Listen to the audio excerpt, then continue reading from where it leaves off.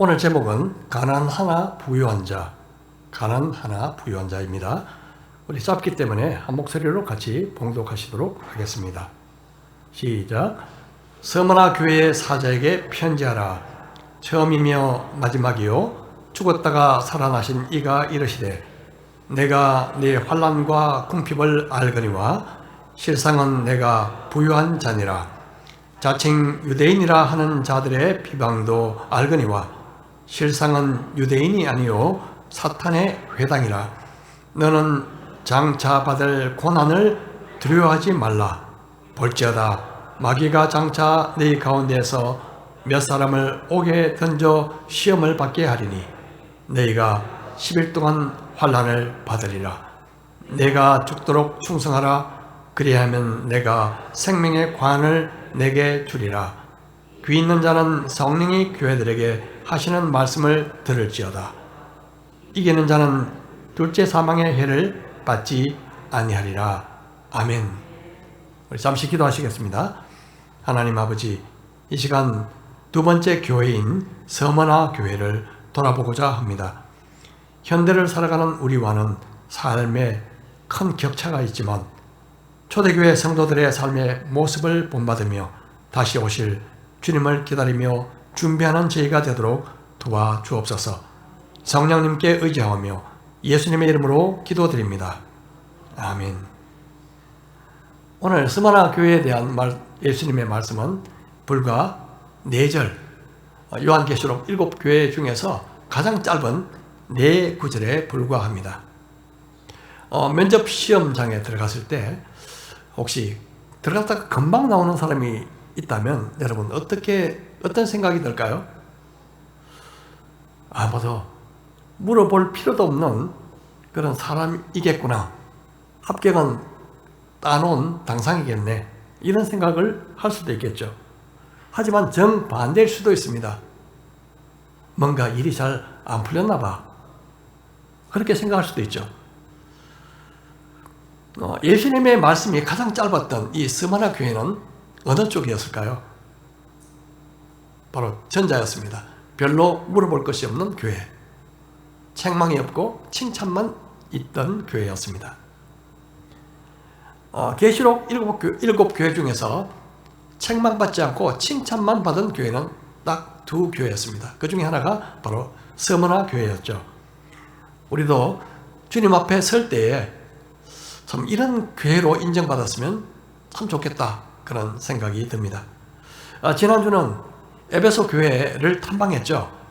에베소 교회는 안으로 들어온 그 이단을 막고 진리를 수호하기 위해서 온갖 어려움을 감내했던 그런 훌륭하고 헌신된 교회였습니다. 하지만 첫사랑을 잃은 교회라는 오명을 썼습니다. 에베소 교회의 문제는 오늘날 우리의 문제일 수도 있습니다. 열심히 최선을 다하지만 올바른 동기를 잃어버리면 그렇게 됩니다. 바깥 일에 치중하다가 자신의 내면을 돌아보지 않으면 그렇게 됩니다. 겉으로 봐서 문제가 없고 잘 나가는 것 같아도 속이 병들 수가 있습니다. 주님의 일은 열심히 하면서 주님과 동행하는 삶을 소리하면 그렇게 됩니다. 이 문제는 복병처럼 우리 주변에서 늘 맴돌고 있다가 어느 순간 내 삶을 무너뜨릴 수도 있습니다. 그러므로 우리는 예수님의 관계에 늘 초점을 맞추면서 첫사랑에서 벗어나고 있지는 않는지 우리 자신을 늘 점검해 볼 필요가 있는 것입니다. 오늘은 요한계시록 소아시아 7교회 중 두 번째 스마나 교회로 탐방을 가보도록 하겠습니다. 먼저 스마나 교회가 있었던 이 스마나가 어떤 도시였는지를 한번 살펴보도록 하죠. 스마나는 오늘날 이즈미르라고 알려져 있는데 이즈미르는 터키에서 3번째로 큰 도시라고 합니다. 7교회 중에서 현재까지 아직도 중요한 도시로 남아있는 유일한 도시입니다. 스마나는 에베소에서 마치 부산에서 울산까지 정도의 거리가 되는 그 거리, 북쪽에 위치해 있었고 아주 부유하고 사진에 보는 것처럼 마치 우리 해운대를 좀 보는 것 같지 않습니까? 그렇게 아름다운 도시였고 우리가 잘 아는 서사 시인 호머의 고향 탄생한 곳으로 알려져 있습니다. 일찍이 그곳에는 로마 신들을 위한 신전들이 세워졌고요. AD 26년에는 아시아에 있는 11개의 도시들이 티베리우스 황제의 신전을 세울 장소를 놓고 서로 뜨거운 경쟁을 벌였습니다. 그러다가 섬 하나가 로마에 대한 충성심을 인정받아서 최초로 그곳에 황제 숭배 신전을 유치하게 됩니다. 당시 로마 제국은 다양한 민족, 다양한 문화, 다양한 인종으로 구성된 거대한 집합체였죠. 그들에게 이런 많은 이질적인 요소를 묶을 수 있는 것이 무엇이었는가 하면 바로 신전이었습니다. 처음에는 로마 신들을 섬기는 신전에서 출발했다가 점차로 로마 황제 숭배로 발전하게 되는데 결국 1세기 말에는 그것이 강제적인 의무가 됩니다. 로마 시민은 1년에 한 번씩 로마 황제의 제단에 분향을 해야 했고요. 그들은 제단에 향을 피우면서 황제는 주시다, 가이사가 주시다는 고백을 해야 했습니다. 그리고 그 종교적인 고백을 하게 되면 종교적 의무를 이행했다는 증명서를 발급받게 되었죠. 하지만 크리스찬들은 그렇게 할 수 없었습니다. 왜냐하면 주라는 명칭은 오직 예수 그리스도께만 드릴 수 있는 호칭이었기 때문에 그렇습니다. 결과적으로 로마 황제 숭배를 거절한 기독교인들은 법의 보호에서 죄가되었고 로마 정부에 대한 불충 그리고 애국심 부족으로 간주되어서 언제든지 박해받을 수 있는 위험에 처하게 된 것입니다. 로마 정부는 처음에 기독교가 유대교의 한 분파인 줄 알았습니다. 유대교와 다른 종교다는 것을 인식하게 된 시점은요, 대부분 네로 황제 때의 로마 대화재 사건을 이야기합니다. 이때 네로 황제는 기독교인들을 후도덕하고 경건하지 못한 그런 사교 집단으로 몰아서 그들을 희생양으로 삼게 되죠. 이후 네로가 죽고 AD 70년 로마가 이스라엘이 멸망당할 때 예루살렘 성전도 파괴되었고 유대인들은 전 세계로 흩어지게 됩니다. 이것을 디아스포라라고 하죠. 디아스포라. 그런데 흩어진 유대인들이 가장 많이 살았던 도시 중에 하나가 바로 이 스무나였습니다.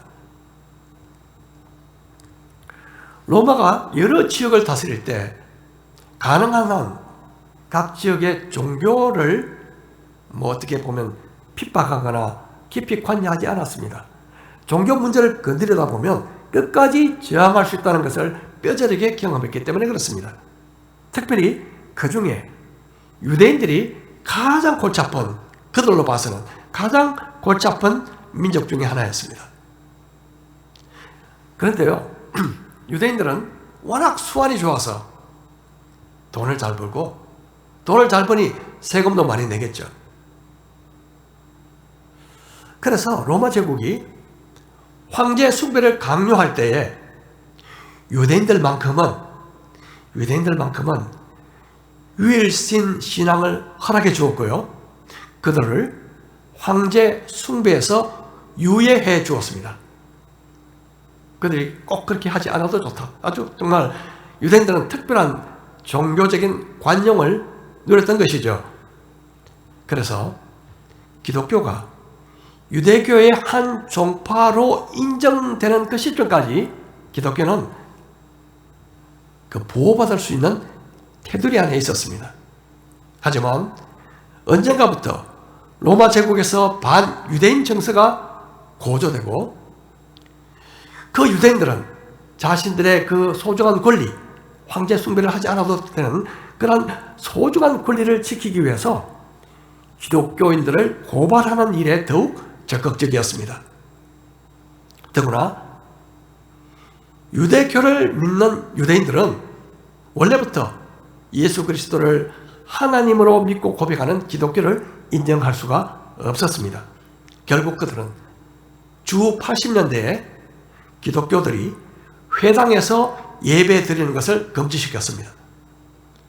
결국 기독교인들은 황제 숭배를 거절한 탓에 로마 정부로부터 보호받지 못했고, 그리고 유대인들도 자신들의 종교적인 특혜를 유지하기 위해 기독교인들을 고발하는 일에 더욱 적극적으로 앞장섰기 때문에 고스란히 박해에 노출되게 되었던 것입니다.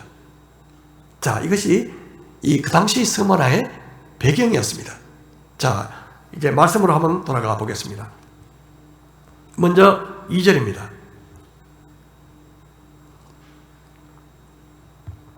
서머나 교회의 사자에게 편지하라. 처음이며 마지막이요 죽었다가 살아나신 이가 이르시되. 이 서머나라는 이름은요, 뭐라는 단어에서 유래되었다고 하는데, 뭐는 몰약, 여러분 많이 들어보셨죠? 몰약이라는 향료입니다. 바로 아라비아와 팔레스타인 지방에서 자라는 몰약 나무에서 만들어지는 그런 진액이죠. 자, 오른쪽 위에 보면 진액이 보이시죠? 자, 저것을 말리면 밑에 고체가 됩니다. 이 몰약은 예수님께서 탄생하셨을 때 동방 박사들이 가져온 예물 중에 하나, 아주 귀한 그런 예물이었죠. 이 몰약은요, 특히 두드리고 깨고 짓누르고 부서질수록 더욱 진한 향기가 풍긴다고 합니다. 자, 이 사실은 이 서머나 교회가 받고 있던 그 고난, 그 압박, 그 상황을 아주 적절하게 표현해 줍니다. 고난을 받는 사람들에게는 풍겨지는 냄새가 있습니다. 어떤 냄새일까요? 그 사람 안에 무엇이 있는가에 따라서 밖으로 풍겨지는 냄새가 다릅니다. 아주 극심한 어려움을 겪을 때요. 사람들은요, 으깨어지는 환경 속에 들어가면 속에 있는 것이 밖으로 자연스럽게 드러나게 됩니다.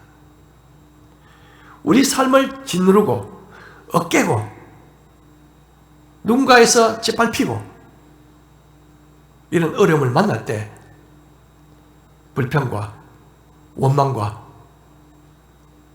절망과 분노의 냄새가 아니라 오히려 예수 그리스도의 향기, 감사와 기쁨과 소망의 향기를 뿜어낼 수 있는 우리 성도들이 되시기를 축복합니다.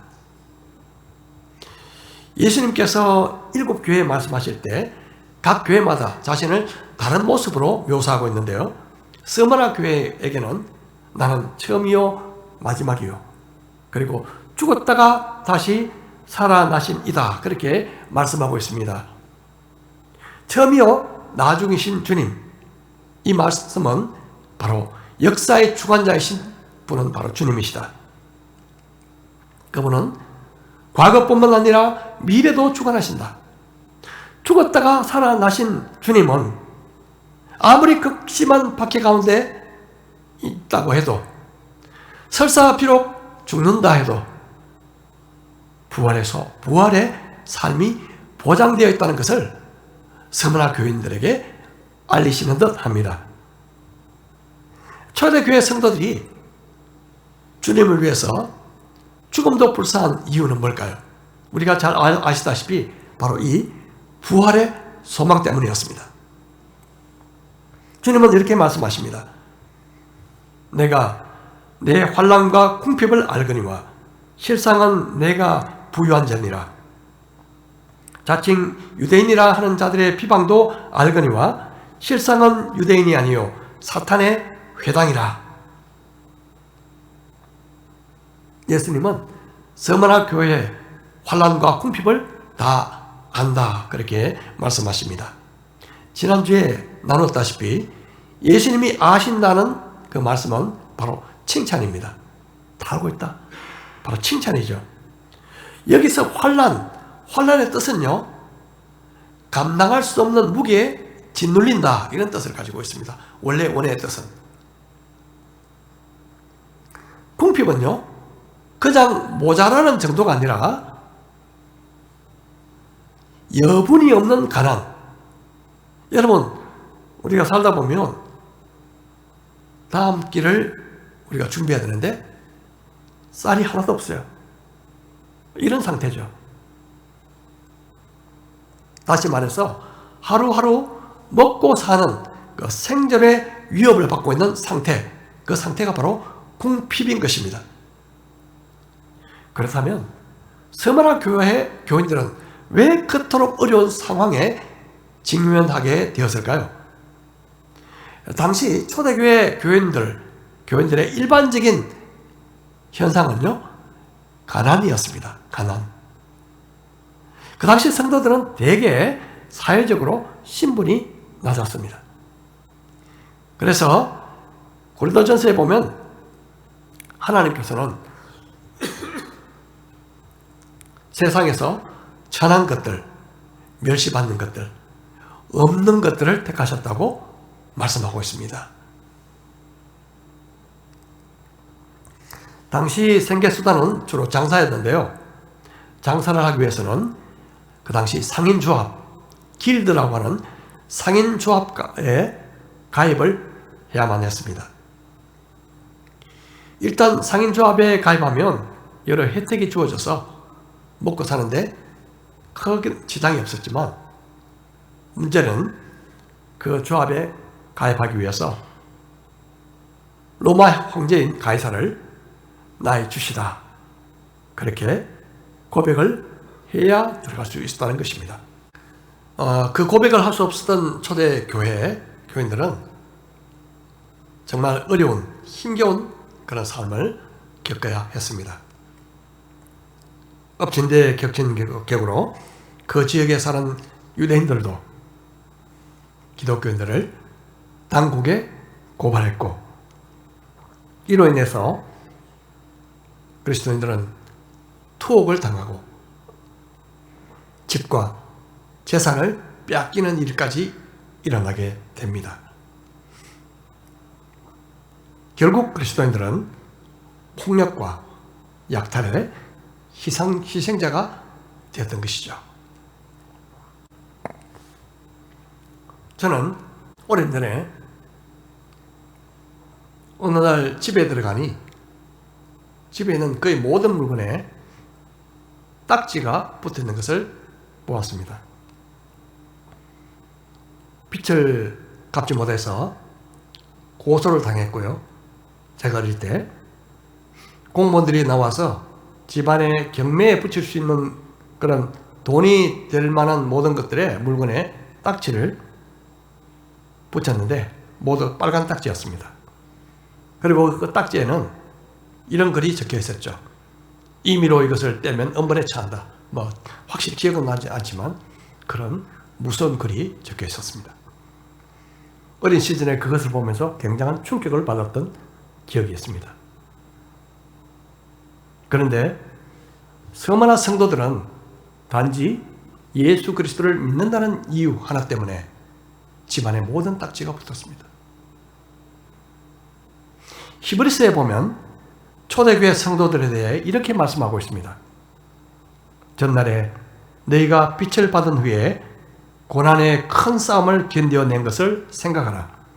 혹은 비방과 환난으로서 사람에게 구경거리가 되고 혹은 이런 형편에 있는 자들과 사귀는 자가 되었으니 너희가 갇힌 자를 동정하고 너희 소유를 빼앗기는 것도 기쁘게 당한 것은 더 낫고 영구한 소유가 있는 줄 알미라.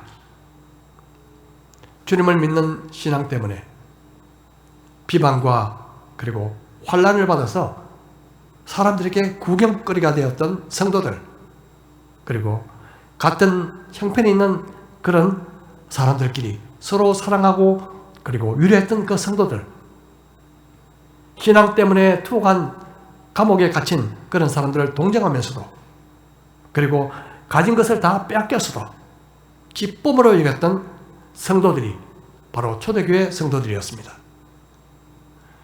이런 상황에서 그들은 극한 가난에 시달릴 수밖에 없었던 것이죠. 하지만 주님은 이렇게 말씀하십니다. 내가 가난하지만 실상은 부유한 자다. 하나님이 보시는 관점은 종종 우리와 정반대입니다.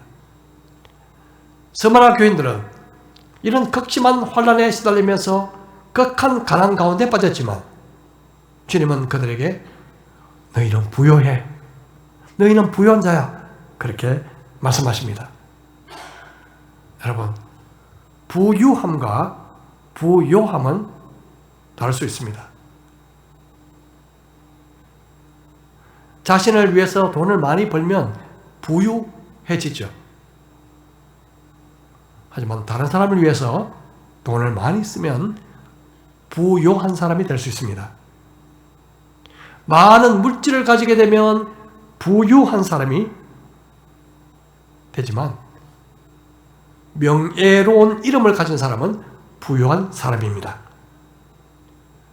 부유한 사람은 은행에 가진 것이 넉넉하지만 부요한 사람은 마음에 가진 것이 넉넉합니다.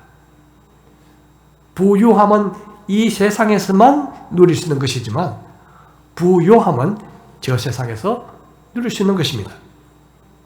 스마라 성도들은 부유하지는 않았지만 부요했습니다.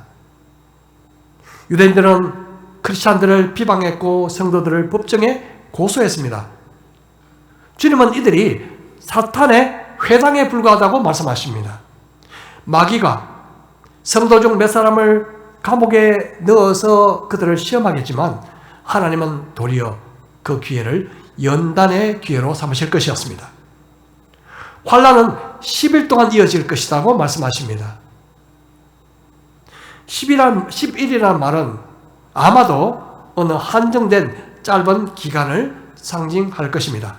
그럼에도 불구하고 그 기간은 매우 혹독한 그런 시간이 될 수 있을 것입니다. 죽을 수도 있었습니다. 하지만 분명한 사실은 그 환난에 끝이 있다는 거죠. 10일 끝이 있다. 지금까지 주님께서는 그 어려운 환난과 궁핍을 견뎌냈던 스마라 성도들, 극심한 유대인들의 핍박과 비방을 참고 견뎌낸 그들을 칭찬하셨습니다. 그런데 여기서 한 가지 의문이 듭니다. 우리 같으면요, 우리가 기대하는 바는 이 정도 고생했으면 그래, 충분히 고생했어. 내가 이제 너희를 환난에서 건져줄게. 내가 너희를 엄청난 축복으로 갚아줄게. 이렇게 주님이 하시는 것이 참 맞지 않을까 하는 그런 기대감을 우리는 가지게 되는데요. 그런데 주님은 정반대의 말씀을 하고 계십니다. 앞으로 더 큰 고난을 받게 될 것이다. 그렇게 말씀하고 있습니다. 한번 상상을 해보십시다. 치열한 전투에서 전투를 벌이다가 그야말로 피투성이가 되고 온몸이 정말 피투성이가 된 그런 군인이 진저로 돌아왔는데 지휘관이 그 병사를 보고 수고했다. 얼마나 고생 많았냐. 이제 딴 사람으로 바꿔줄 테니까 너 가서 쉬어라. 이렇게 할 줄 알았는데 지휘관이요, 이제 더 큰 적이 지금 공격을 준비하고 있다. 다시 나가서 죽기까지 싸워라. 이렇게 하는 식이죠. 여러분 어떻게 생각하십니까? 이런 상황이 바로 스마라 교회 성도들이 처한 환경이었습니다. 이 상황에서 주님이 하신 말씀은요, 오직 두려워하지 말아라 하는 말씀이었습니다. 두려워하지 말아라.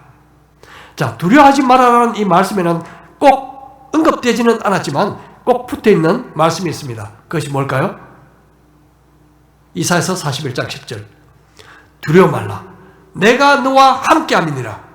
놀라지 말라. 나는 내 하나님이 됨이니라. 내가 너를 굳세게 하리라. 참으로 내가 너를 도와주리라. 참으로 나의 의로운 오른손으로 너를 붙들리라. 두려워하지 말라고 하는 그 약속에는 반드시 붙어있는 약속이요, 내가 너와 함께 하겠다, 그 말씀입니다. 하나님은 우리의 머리털까지 신신바 되었으니 두려워하지 말아라. 내가 모두 다 안다. 어떤 것들이라도 다 알고 있다. 속속들이 다 알고 있다. 두려워하지 말아라. 그렇게 우리에게 말씀하고 있습니다. 그리고 하나님은 우리가 받는 그 고난의 수위와 기간을 통제하십니다. 마귀는 우리를 삼킬 듯이, 완전히 죽일 듯이 공격하지만 하나님은 우리가 감당하지 못할 시험 당함을 허락하지 않으시고 시험 당할 점에 또한 피할 길을 내사 우리로 능히 감당하게 하시는 것입니다. 어떤 시험이라도 주님의 절대적인 통제 아래에 있습니다. 예수님은 스무나 교회의 번영이나 안전을 약속하지 않으셨습니다. 더 잘 될 거라고 약속하시지도 않았습니다. 가난해서 면제해 줄게, 그 약속도 하지 않으셨습니다. 비록 물과 불을 통행할지라도 내가 너와 함께 하겠다. 두려워하지 말라. 그렇게 약속하고 있는 것입니다. 여러분, 믿음은요, 어떨 때 성장하게 될까요? 이런 평탄한 환경, 조그만 문제, 진짜 믿음은요, 내 한계의 상황을 벗어난 그 시점에서 성장하게 되는 것입니다. 그 운동, 뭐라 그러죠? 근육 운동 하는, 그게 가보면 코치가 그렇게 조언합니다. 역기를 들 때, 이렇게 들다가 이제 도무지 들 수 없다. 너무 힘이 빠져가지고. 그때 한 번 더 그럽니다. 한 번 더. 왜? 바로 내가 할 수 없다는 것을 극복할 때 그때 근육이 자라는 거죠. 믿음도 마찬가지입니다. 나는 이제 할 수 없어. 더 이상 나는 도무지 할 수 없어. 바로 그 순간에 하나님이 함께 하시는 것을 깨닫고 경험하게 되는 것입니다. 그 순간에 믿음이 성장하게 되는 것이죠. 요한계시록이 기록된 50년 내 60년 후에 스무나 감독이었던 폴리갑, 사도 요한의 제자였죠. 폴리갑이 유대인들에 의해서 고발됩니다. 아이러니하게도 유대인들은요, 기독교인들이 황제 숭배를 거부하고 있어요. 황제와 로마의 종교를 기만하고 있어요. 이런 식으로 고발합니다. 유대인들이 기독교인들을. 자기들도 황제 숭배를 하지 않으면서. 그날이 안식이 된데도 불구하고 폴리갑은 화형을 당하게 되는데요, 바로 유대인들이 적극 가담했습니다. 주님은 모든 교회에 이렇게 말씀하십니다. 귀 있는 자는 성령이 교회들에게 하시는 말씀을 들을지어다. 이기는 자는 둘째 사망의 해를 받지 아니하리라. 우리가 비록 박해로 이 세상의 삶은 끝날 수 있지만, 그러나 둘째 사망은 더 이상 우리에게 없을 것입니다. 죽음보다 비교할 수 없이 더 두려운 것이 무엇이겠습니까? 바로 그것은 둘째 사망입니다. 영원한 형벌의 고통, 이 둘째 사망이야말로 가장 두려워야 할 그런 죽음이죠. 하지만 이기는 자, 끝까지 견디고 승리하는 자에게 둘째 사망의 해를 받지 않을 것이라고 주님은 말씀하십니다. 주님은 죽도록 충성하라, 죽도록 충성하라고 말씀하십니다. 여기서 죽도록이란 말은요, 건강을 해칠 정도로 휴식 없이 계속 일만 하라, 그런 뜻이 아닙니다. 순교를 각오하면서까지 충성하라, 그런 말입니다. 주님은 자신을 믿고 따르는 자에게 안전한 항해를 보장하지는 않으셨습니다. 하지만 안전한 상륙은 보장하셨습니다. 어떤 고난도 결국은 끝이 있을 것입니다. 주님은 죽기까지 충성하면 생명의 면류관을 주겠다고 약속하십니다. 이때 면류관은요, 경기에서 이긴 자에게 수여하는 면류관입니다. 그 당시 스모나에는 운동 경기장이 있었습니다. 운동 경기에서 우승한 사람에게 주는 면류관, 바로 그것이 이런 관이었죠. 대단한 명예였죠. 우리에게도 주님은 그 면류관을 씌워 주시기를 원하십니다. 이런 말이 있습니다. 우리가 이 세상에서 짜는 배, 옷감을 만들 때 쓰는 배 있죠. 우리가 이 세상에서 짜는 배가 다음 세상에서 우리가 입을 옷감이다. 참 좋은 말이라고 생각합니다. 이 땅에서 우리가 짜고 있는 배가 천국에서 입을 옷감이 될 것이다. 멋있는 말 아닙니까? 저와 여러분은 어떤 배를 짜고 계십니까?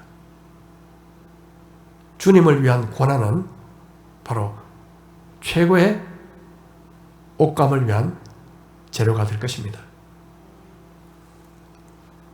오랜 전에 저보다 훨씬 나이가 많은 한 10년 정도 많은 그 부부를 영적으로 도운 적이 있었습니다. 근데 그 자매님이요, 굉장히 직설적이면서 아주 솔직하신 분이셨어요. 말을 기분 나쁘지 않게, 그리고 아주 직설적이면서, 그리고 은근히 그렇게 솔직한 그런 분이셨죠. 어느 날 하루 같이 복음성가 노래를 부르는데요, 가사가 이래했습니다. 주와 함께라면, 여러분도 아마 아시는 곡일 수도 있습니다. 주와 함께라면 가난해도 좋아. 참된 부요함이 내 맘에 가득하니까. 주와 함께라면 가난해도 좋아. 참된 부요함이 내 맘에 가득하니까. 이런 찬송이죠. 그 노래를 부르다가 갑자기 이런 말씀하시는 거예요. 난 주님과 함께라도 가난한 게 싫어. 그렇게 말씀하시는 거예요. 그냥 한바탕 웃었습니다.